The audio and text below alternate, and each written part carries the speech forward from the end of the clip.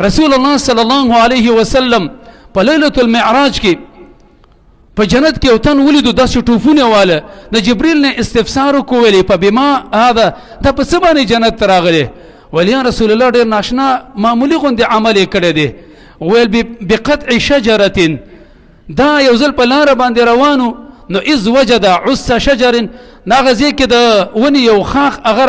راښکته شوی چې د هغې د وجې نه خلکو ته تکلیف هم نو دی راولېږي دوی سې هغه کټ کو د دې دپاره چې خلکو ته اساني و بل روایت کې داسې راغلی دی چې د لارې نه ازغي پورته کړي و وایي زما عزتمندو د ازغو پورته کولو کې څه د ټرین ضرورت دی او که نه د پوکلین ضرورت دی په لاس باندې پورته کېږي دا څومره اسان عمل دی او د دې په وجه باندې ته وګوره زما عزتمندو دا جنت ته تللی دی